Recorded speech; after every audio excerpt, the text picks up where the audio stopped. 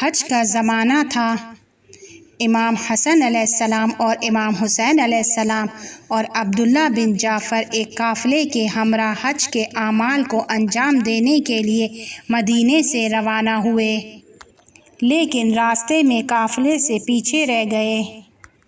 خرج و مخارج اور کھانے پینے کا تمام اہتمام قافلے والوں کی ذمہ داری میں تھا، لہٰذا یہ لوگ پیاسے اور بھوکے رہ گئے۔ ان کے پاس کوئی چیز نہیں تھی جسے یہ کھا کر اپنی بھوک مٹائیں۔ انہیں بیابان میں ایک خیمہ نظر آتا ہے۔ یہ لوگ اس خیمے کی جانب جاتے ہیں، دیکھتے ہیں کہ اس خیمے میں ایک خاتون رہتی ہیں۔ یہ لوگ اس خاتون سے کہتے ہیں کہ ہم پیاسے ہیں، کیا تمہارے پاس ہماری پیاس کو بجھانے کے لیے کچھ ہے؟ وہ خاتون کہتی ہے کہ میرے پاس ایک گوسفند ہے، اگر چاہو تو اس کا دودھ نکال کر پی لو۔ انہوں نے گوسفند سے شیر نکالا اور پی لیا، لیکن ابھی بھی بھوکے تھے۔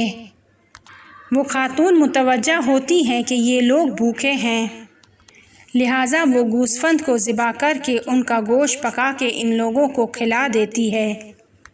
یہ لوگ خدا حافظی کر کے وہاں سے چلے جاتے ہیں اور جاتے ہوئے کہتے ہیں کہ ہم لوگ قریش کے قبیلے سے ہیں، اگر کبھی ہمارے پاس آؤ گی تو ہم تمہاری زحمتوں کا صلہ تمہیں دیں گے۔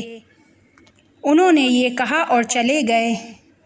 ابھی تھوڑی دیر ہی گزری تھی کہ اس خاتون کا شوہر آیا، اور وہ جب متوجہ ہوتا ہے کہ اس کی بیوی نے گوسفند کو ذبح کر کے مہمانوں کو کھلا دیا ہے تو بہت غصہ ہوتا ہے اور کہتا ہے کہ ہمارے پاس سوائے ایک گوسفند کے کچھ بھی نہیں تھا۔ تم نے کیوں ایسے مہمانوں کو کہ جسے نہیں جانتی تھی گوسفند ذبح کر کے کھلا دیا؟ اس واقعے کو ایک عرصہ گزر گیا اور یہ دونوں میاں بیوی انتہائی فقر کی حالت میں زندگی کرنے لگے۔ بالآخر مجبور ہو جاتے ہیں کہ وہ اپنے معاش کے لیے مدینہ جائیں اور وہاں پر کوئی کام شروع کریں۔ یہ لوگ مدینہ جاتے ہیں اور وہ شخص وہاں پر کنویں کھودنے اور پانی جاری کرنے کے کام کو کرنے لگتا ہے اور اس کی مزدوری سے اپنے گھر کو چلا رہا تھا۔ ایک دن یہ خاتون مدینے کی ایک گلی میں سے گزر رہی تھی۔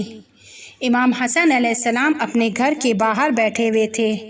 جیسے ہی ان کی نگاہ اس خاتون پر پڑتی ہے وہ اسے پہچان جاتے ہیں۔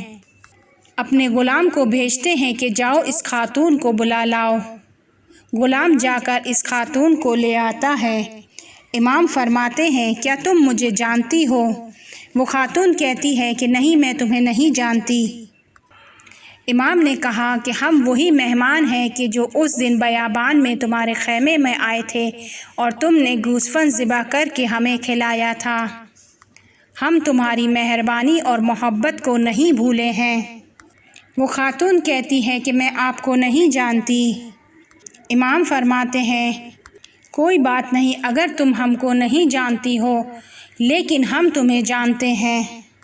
اس وقت دستور دیتے ہیں کہ اس خاتون کو 1000 دینار دیے جائیں۔ اس کے بعد اس خاتون کو اپنے غلام کے ہمراہ امام حسین علیہ السلام کی خدمت میں بھیجتے ہیں۔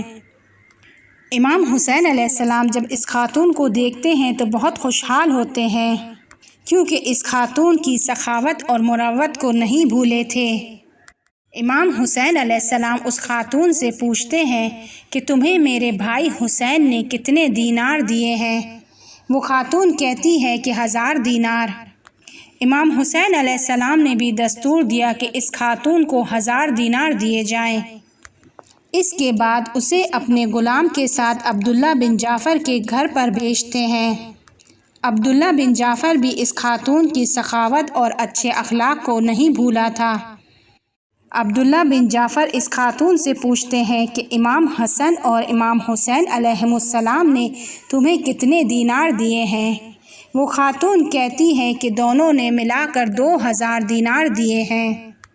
عبداللہ نے دستور دیا کہ اس خاتون کو 2000 دینار دیے جائیں اور اس کے بعد کہا اگر پہلے میرے پاس آ جاتی تو ان 2 بزرگوار کو زحمت میں نہیں ڈالتی، میں تمہیں اسی مقدار میں دینار دیتا۔ وہ خاتون اتنے زیادہ مال و ثروت کے ساتھ اپنے شوہر کے پاس واپس آ جاتی ہے اور وہ دونوں ایک اچھی خوشگوار اور بابرکت زندگی گزارتے ہیں۔